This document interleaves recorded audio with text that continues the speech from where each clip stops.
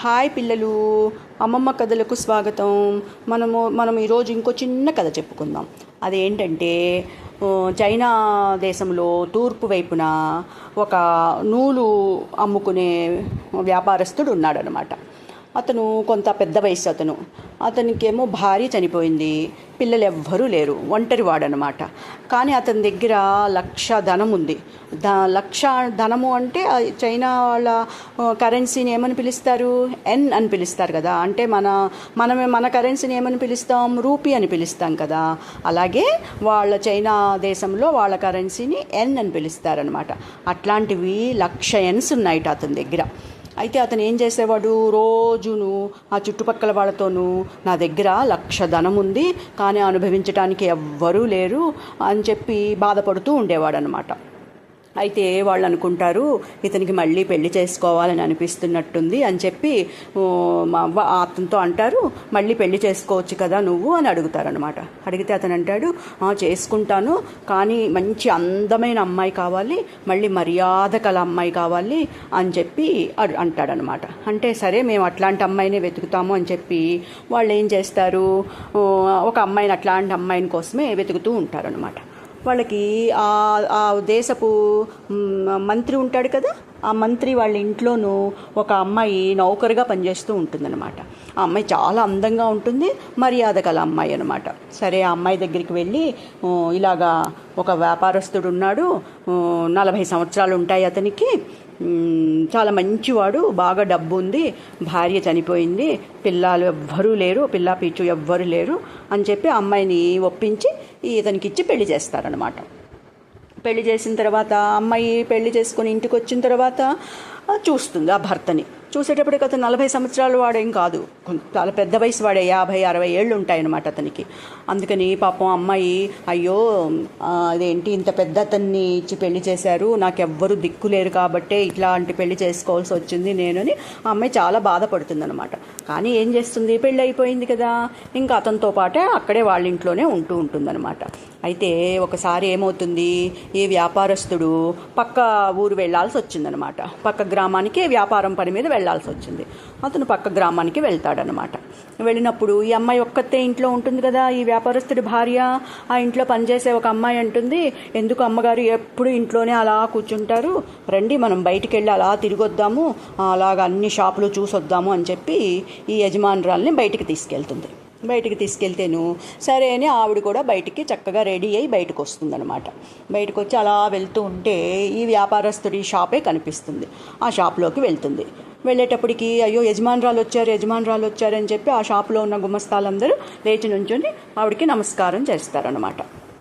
ఆవిడ నవ్వుతూను, మీరందరూకి బాగా సుఖంగా ఉన్నారా, మీ యజమాని మిమ్మల్ని చాలా బాగా చూసుకుంటున్నాడా, మీకు సరైన టైంకి జీతాలు ఇస్తున్నాడా అని ఇలా అన్నీ అడుగుతుందనమాట. అన్నీ అడిగేటప్పటికి ఆ గుమస్తాలు అంటారు, మా అయ్యగారు మమ్మల్ని చాలా బాగా చూసుకుంటున్నారండి, మాకేమీ లోటు లేదు అంటారనమాట. అందులో ఆ పెద్ద గుమస్తాకేమో 50 ఏళ్ళు ఉంటాయి, ఈ చిన్న గుమస్తాకేమో చిన్నవాడనమాట, పెళ్ళి కూడా కాలేదు అతనికి. అయితే ఈవిడేం చేస్తుంది, యజమానురాలు ఇంటికి వెళ్ళి కొంత డబ్బు తీసుకొచ్చి వీళ్ళిద్దరికీ బహుమానంగా ఇస్తుందన్నమాట. ఇచ్చి ఆవిడ వెళ్ళిపోతుంది. వీళ్ళిద్దరు ఎంతో సంతోషపడతారు, మా యజమానురాలు ఎంత మంచిది, మనకి బహుమానం ఇచ్చింది అని చెప్పి వాళ్ళిద్దరూ చాలా సంతోషపడతారనమాట. కానీ వాళ్ళిద్దరికీ డబ్బులు వచ్చాయన్న సంతోషమే కానీ ఎవరికి ఎంత ఇచ్చింది, ఆవిడ ఏమి ఇచ్చింది అన్నది వాళ్ళు ఏమీ చూసుకోరనమాట. కానీ ఆవిడేం చేస్తుంది, ఈ పెద్ద ఆయనకేమో వెండి నాణ్యాలు ఇస్తుంది, చిన్నతనికేమో బంగారు నాణ్యాలు ఇస్తుంది అనమాట. కానీ వాళ్ళకి ఆ తేడా ఏమీ తెలియదు, వాళ్ళు సంతోషంగానే ఉంటారనమాట. అబ్బా మా యజమానురాలు ఎంత మంచిది అని చెప్పుకుంటూ ఉంటారనమాట. అయితే ఈ దుకాణానికి రోజు రాత్రిపూట కాపలా ఎవరో ఒకళ్ళు ఉండాలి. ఎవరుంటారు, ఒక రోజేమో పెద్ద గుమస్తా ఉంటాడు, ఇంకో రోజేమో చిన్న గుమస్తా. ఇలా వాళ్ళిద్దరూ ఒక రోజు ఒకళ్ళు రోజు రాత్రిపూట ఆ దుకాణానికి కాపలా కాస్తూ ఉంటారనమాట. అలా ఒకరోజు కాపలా కాస్తూ ఉన్నప్పుడు ఈ చిన్నవాడు కాపలా కాస్తున్నాడు అనమాట. కాస్తూ ఉంటే ఆ రోజు రాత్రి తలుపు కొట్టిన శబ్దం అవుతుంది. ఏంటి ఎవరో తలుపు కొట్టారు అని చెప్పి ఎవరు అని అరుస్తాడనమాట ఈ చిన్న గుమస్తా షాప్లోంచి. అరిసేటప్పటికి తలుపు కొట్టిన వాళ్ళు అంటారు, నేనేను అదేంటి తలుపు తీయి, నేను మీ యజమాని పని మనిషిని, వాళ్ళ ఇంట్లో పనిచేసే పని మనిషిని, తలుపు తీయి అంటుందన్నమాట ఆవిడ. అంటే తలుపు తీస్తాడు. తలుపు తీసి ఏంటి ఈ టైంలో వచ్చావు, ఏం పని నీకు ఇక్కడ అని అడుగుతాడు అనమాట. అడిగేటప్పటికి నాకేం పని లేదు, అదేంటి మా అమ్మగారే నీకు ఇగో ఈ బహుమానాలన్నీ పంపించారు, కొత్త బట్టలు నీకోసమే ఇచ్చారు, ఇదిగో ఇంత వెండి ముద్ద ఇచ్చారు నీకు, ఇవన్నీ నీకు ఇచ్చి రమ్మన్నారు అని చెప్పి ఇచ్చేసి అమ్మాయి వెళ్ళిపోతుందనమాట. అప్పుడు వీడు అనుకుంటాడు, అదేంటి ఉదయం ఏమో బంగారు నాణ్యాలు ఇచ్చారు, ఇప్పుడు మళ్ళీ కొత్త బట్టలు పంపించారు, ఈ వెండి ముద్ద ఇచ్చారు, ఇవన్నీ ఇన్ని బహుమానాలు నాకు ఎందుకు ఇస్తున్నారు ఈవిడ అని చెప్పి ఆశ్చర్యపోతాడనమాట. పోవటమే కాకుండా కొంత భయం కూడా వేస్తుంది అనమాట అతనికి. ఇదేంటో చాలా గందరగోళంగా ఉందని చెప్పి ఆ రోజు రాత్రంతా నిద్రపోకుండా అలాగే మెలకువగా కూర్చొని ఆలోచిస్తూ ఉంటాడనమాట. తెల్లారగా నేను పెద్ద గుమస్తా వస్తాడు కదా, అతనికి షాప్ చెప్పేసేసి ఇంటికి వెళ్ళిపోతాడు. ఇంటికి వెళ్ళిపోయి వాళ్ళ అమ్మతో చెప్తాడనమాట, ఇంకో మా యజమానురాలు నాకు ఇలా కొత్త బట్టలు, ఇలా వెండి ముద్ద ఇవన్నీ పంపించారు రాత్రి, ఎందుకో నాకు చాలా భయంగా ఉందమ్మా అంటాడు. అంటే ఆవిడ అంటుంది, అవును ఎందుకు ఇన్ని బహుమానాలు నీ ఒక్కడికి ఎందుకు ఇచ్చింది ఆవిడ, ఇదేదో చాలా ఆలోచించవలసిన విషయమే, రేపటి నుంచి నువ్వు షాపుకి వెళ్ళకు ఇంకా అని చెప్తుందనమాట వాళ్ళమ్మ. చెప్పేటప్పటికి ఇతను కూడా సరే అంటాడు. ఎందుకంటే వాళ్ళమ్మ ఎలా చెప్తే అలా వింటాడనమాట. ఎందుకంటే వాళ్ళు చిన్నప్పటి నుంచి వాళ్ళమ్మ ఎంతో కష్టపడి పెంచిందనమాట వాడిని. వాళ్ళ నాన్నగారు చిన్నప్పుడే చనిపోయారు. అందుకని వాళ్ళ అమ్మ మాట అస్సలు వాడు జవదాటాడనమాట. ఇంకా వాడు షాపుకి వెళ్ళటం మానేస్తాడు. ఆ మొరనాడు షాపు నుంచి ఒక నౌకరు వస్తాడనమాట వీళ్ళింటికి. ఇతని పేరు చాంగ్, ఈ చిన్న గుమ్మస్తా పేరు చాంగ్ అనమాట. ఈ చాంగ్ వాళ్ళ ఇంటికి అతను వచ్చి, ఏమ్మా అదేంటి చాంగ్ ఇవాళ షాపుకి రాలేదు, ఏమైంది మా యజమాని కనుక్కు రమ్మన్నాడు అని చెప్పి అడుగుతాడనమాట. అడిగితే ఏమంటుంది, చాంగ్ వాళ్ళ అమ్మ అంటుంది, మా వాడికి ఆరోగ్యం బాగాలేదు, బాగా అయిన తర్వాత వస్తాడు అని చెప్పి పంపించేస్తుంది. సరే ఇంకో 2 రోజులు ఆగిన తర్వాత మళ్ళీ వస్తాడు. మళ్ళీ వచ్చి మళ్ళీ అడుగుతాడు. మళ్ళీ అడిగితే మళ్ళీ వాళ్ళ అమ్మ ఏం చెప్తుంది, ఇలాగే చెప్తుంది, ఒంట్లో బాగాలేదు, ఆరోగ్యం సరి అయిన తర్వాత వస్తాడు, నువ్వు వెళ్ళిపో అని చెప్తుంది అనమాట. అలా 2-3 సార్లు ఎవరో ఒకళ్ళు వచ్చి మా యజమాని రమ్మంటున్నాడు, చాంగ్కి ఏమైంది, ఇంకా ఆరోగ్యం సరి కాలేదా అని ఇలా అడుగుతారనమాట. అడిగితే ప్రతిసారి ఆవిడేం చెప్తుంది, మా వాడికి ఆరోగ్యం ఇంకా సరికాలేదు, నెమ్మది ఇచ్చిన తర్వాత అప్పుడు వస్తాడు షాపుకి అని చెప్పేసి వాళ్ళని పంపించేస్తూ ఉంటుందన్నమాట. ఒకరోజు పెద్ద గుమ్మస్తానే వస్తాడు. వచ్చి, ఏమ్మా ఇంకా చాంగ్కి ఆరోగ్యం సరికాలేదా, ఇంకా ఎప్పుడు వస్తాడు, నేను ఒక్కడనే అన్నీ చేయలేకపోతున్నాను, సమర్థించుకోలేకపోతున్నాను, చాలా కష్టంగా ఉందమ్మా, తొందరగా వాడిని పంపించండి షాప్కి అంటాడనమాట. అంటే ఆవిడ అంటుంటుంది, అయ్యో అలాగా నాయనా, మరి ఏం చేయను, వాడికి ఆరోగ్యం ఇంకా కుదుట పడిన తర్వాత పంపిస్తాను అని చెప్పి అతన్ని కూడా పంపించేస్తుందనమాట. ఇంకా అలాగా ఇంకోసారి ఇంకెవరో వస్తారు అడుగుతారు, కానీ ఆవిడ పంపించదు, ఇదే సమాధానం చెప్తుంది. అలా కొన్నాళ్ళు అయ్యేటప్పటికి ఇంకెవ్వరూ రావటం మానేస్తారనమాట. అప్పుడు ఆవిడ అనుకుంటుంది, అమ్మయ్య ఎవరో ఒకళ్ళు కొత్త వాళ్ళని పెట్టుకొని ఉంటాడు యజమాని, ఇంకెవ్వరు రావట్లేదు అని చెప్పేసి హాయిగా ఆవిడ ఊపిరి పీల్చుకుంటుందన్నమాట.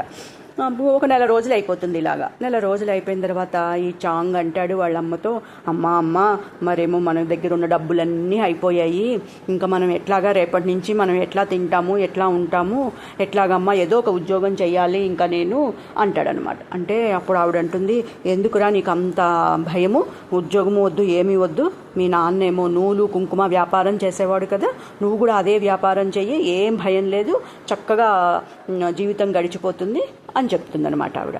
సరే అని ఈ చాంగ్ ఏం చేస్తాడు, కొంచెం డబ్బులు అప్పు తెచ్చుకొని ఈ నూలు కుంకుమ వ్యాపారం చేయటం మొదలు పెడతాడనమాట. ఎందుకంటే వాడికి తెలుసు కదా, ఆల్రెడీ వాడు పాత యజమాని దగ్గర అదే వ్యాపారం కదా, ఆ మెలకువలన్నీ వాడికి తెలుసు అనమాట. అందుకని వ్యాపారం మొదలు పెడతాడు. ఆ వ్యాపారంలో చక్కగా లాభాలు వస్తాయి, మంచిగా ఆ వ్యాపారం జరుగుతూ ఉంటుందన్నమాట.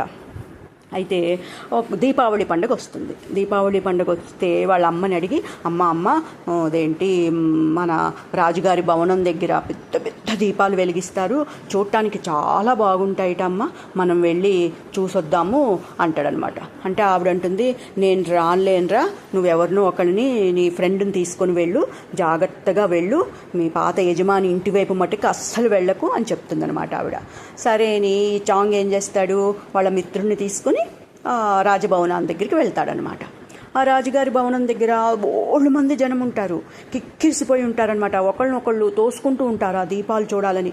వీళ్ళు ఇంకా ఆ తోపులాటలో వీళ్ళు ఉండలేక సరేలే మనకి ఇంకా అవకాశం దొరికేటట్టు లేదు ఈ దీపాలు చూడటానికి అని చెప్పేసి వాళ్ళు చూడకుండా వెనక్కి వచ్చేస్తారనమాట. వచ్చేస్తూ ఉంటే వాళ్ళు అనుకుంటారు, సరేలే మంత్రి గారి ఇంట్లో కూడా వెలిగిస్తారు కదా, ఇంత పెద్ద దీపాలు కాకపోయినా కొంచెం చిన్న దీపాలైనా వెలిగిస్తారు, అక్కడ చూద్దాము మనం అని చెప్పి మిత్రులు ఇద్దరు ఏం చేస్తారు, మంత్రి గారి ఇంటి వైపు వెళ్తారనమాట. వెళ్తే అక్కడ కూడా అంతే, బోళ్ళు మంది జనాలు కిరికిరిసిపోయి ఉండి ఒకళ్ళనొకళ్ళు తోసుకుంటూ ఆ దీపాలు చూడటానికి, ఆ టపాసులు పేలుస్తుంటే చూడటానికి ఆతృత పడిపోతూ ఉంటారనమాట.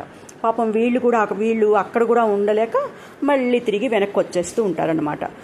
నిరాశగా వెనక్కి వచ్చేస్తూ ఉంటే ఇతనికి చాంగు కనిపిస్తుంది.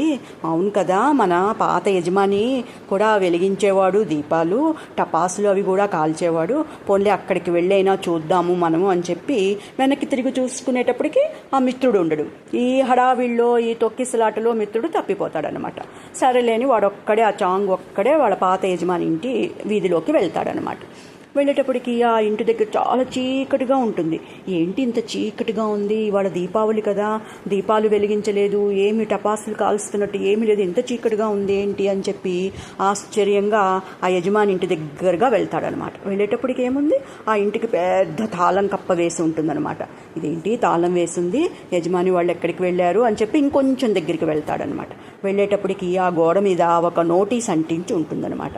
ఆ నోటీసులో ఏముంటుంది, ఈ ఇంటి యజమాని జైల్లో ఉన్నాడు, ఇతని ఇల్లు ఇతని దుకాణము అన్నీ ప్రభుత్వము జప్తు చేసుకుంది అని చెప్పి రాసి ఒక నోటీస్ అంటించి ఉంటుందన్నమాట. అది చదివేటప్పటికి చాంగికి ఆశ్చర్యం వేస్తుంది. ఇదేంటి ఇంత మంచి యజమాని జైల్లో పెట్టడం ఏమిటి అని ఆలోచిస్తూ ఉండేటప్పటికి అక్కడ ఈ రాజభటులు అటు ఇటు పహారా తిరుగుతూ ఉంటారు కదా, వాళ్ళు చూస్తారు. వీడిని చూసి చాంగుని చూసి ఎవరు అక్కడ ఎవరు, మీకేం పని అక్కడ అని చెప్పి గబగబా ఇక్కడికి వస్తారనమాట. వచ్చేటప్పటికి చాంగుకి భయం వేస్తుంది ఆ రాజభటులను చూసి. అమ్మో, వీళ్ళు రాజభటులు వచ్చారంటే నన్ను పట్టుకుంటారు, ఏదో ఒకటి అంటారు అని చెప్పి అక్కడి నుంచి ఒకటే పరుగు అనమాట. పరిగెత్తేసి అలా పరుగున కొంచెం దూరం పరిగెత్తి ఇంకా ఆయాసం వచ్చి అక్కడ ఆగిపోతాడనమాట. ఆగిపోయి నెమ్మదిగా నడుస్తూ ఉండేటప్పటికి చాంగుని ఎవరో పిలిచినట్టు అనిపిస్తుంది. నన్ను ఎవరు పిలిచారు అని చెప్పి ఇలా వెనక్కి తిరిగి చూస్తాడనమాట. చూసేటప్పటికి పూటకోళ్ళ ఇంట్లోనూ పనిచేసే ఒక నౌకరు కనిపిస్తాడనమాట. ఇదేంటి నువ్వేంటి ఎందుకు పిలిచావు నన్ను అని అడుగుతాడు ఆ నౌకర్ని. అడిగేటప్పటికి ఆ నౌకర్ అంటాడు, మిమ్మల్ని పూటకోళ్ళ ఇంట్లో ఎవరో పిలుస్తున్నారండి, మిమ్మల్ని పిలుచుకురమ్మన్నారు నన్ను అని చెప్పి అంటాడనమాట. అనేటప్పటికీ చాంగ్ అనుకుంటాడు, నా మిత్రుడు ఇక్కడికి వచ్చి ఉంటాడు పూటకోళ్ళ ఇంటికి. అంటే పూటకోళ్ళ ఇల్లు అంటే ఏంటి, ఇప్పుడు మనకి హోటల్స్ అవి ఉన్నాయి కదా, అట్లాగనమాట. అప్పుడు పూర్వం గ్రామాల్లోనూ అక్కడను ఈ హోటల్స్ అవి ఉండేవి కాదనమాట, పూటకోళ్ళ ఇల్లు అంటూ ఉండేవారు. అక్కడ వాళ్ళకి భోజనము, టిఫిన్లు అట్లాంటివన్నీ అక్కడ దొరికేవన్నమాట. చాంగ్ అనుకుంటాడు, నా మిత్రుడు అక్కడికి వెళ్ళి ఏదో ఒక టిఫిన్ ఆర్డర్ చేసి ఉంటాడు, అందుకే నన్ను పిలుస్తున్నాడు అని చెప్పి ఆ నౌకరు వెనకాలే వెళ్తాడనమాట.